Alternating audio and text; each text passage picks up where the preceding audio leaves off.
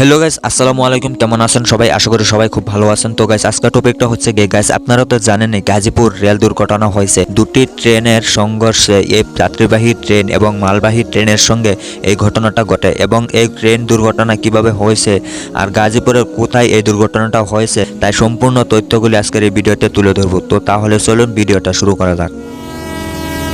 Guys, বাংলাদেশে বারবার train দুর্ঘটনা ঘটে থাকে। গত কয়েকদিন আগে কিন্তু এমন একটি ঘটনা ঘটেছে, তার জেরে বেশ কয়েকটি জায়গায় বগি লাইচ্যুত হয়। এপ্রিল মাসে কুমিল্লার নাঙ্গলকোট উপজেলার ট্রেন লাইচ্যুত হয়ে পড়ে। চট্টগ্রাম থেকে জামালপুর গ্রামে বিজয় এক্সপ্রেস ট্রেনের 9টি বগি লাইনচ্যুত হয়েছিল। এমন ঘটনা বারবার ঘটায় রেল লাইন ক্ষতিগ্রস্ত হয়। গাইস, তারপর কিন্তু আবার বড় ধরনের রেল দুর্ঘটনা ঘটল বাংলাদেশের গাজীপুরের জয়দেবপুরের রেলওয়ে জংশন এলাকায়।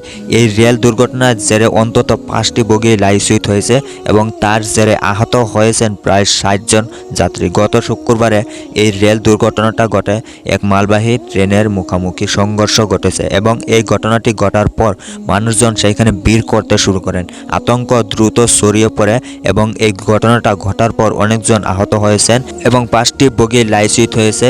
গাইস, ঢাকার সঙ্গে উত্তর পশ্চিম রেল স্টেশনের চলাচল বন্ধ হয়ে গিয়েছিল এবং গাজীপুরের জয়দেবপুরের স্টেশনে একটি মালবাহী ট্রেন দাঁড়িয়েছিল। আর তখন সজোরে এসে ধাক্কা মারে যাত্রীবাহী ট্রেন এবং এই ট্রেন দুর্ঘটনায় আহত হয়েছেন কমিউটার ট্রেনের চালক। গাইস, এবং জানা গিয়েছে টাঙ্গাইল কমিউটার ট্রেনটি উত্তরবঙ্গ থেকে ছেড়ে গাজীপুর হয়ে ঢাকার দিকে যাচ্ছিল। ট্রেনটি জয়দেবপুরের স্টেশনের আউটার সিগন্যালে দাঁড়ায়। তখন ঢাকা থেকে ছেড়ে আসা তেলবাহী ট্রেনের সঙ্গে মুখোমুখি সংঘর্ষ ঘটে। তবে কিন্তু টাঙ্গাইল কমিউটারে খুব বেশি যাত্রী ছিল না বলে বাসুয়া, কারণ এখানে যদি বেশি যাত্রী থাকতো তাহলে বাংলাদেশকে আরেক মৃত্যু মিছিল দেখতে হতো।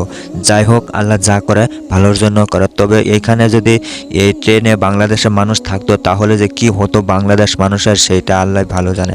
গাইস, আপনারা ট্রেন দিয়ে চলাচল করলে খুব সাবধানে করবেন। কখন যে কি ঘটনা ঘটে সেটা কেউ বলতে পারে না। এবং আজকের এই ভিডিওটা কেমন হয়েছে কমেন্টে বলবেন এবং ভিডিওটি শেয়ার করে প্রতিটি মানুষের কান পর্যন্ত পৌঁছে দিবেন যাতে সবাই দেখতে পারে, শুনতে পারে।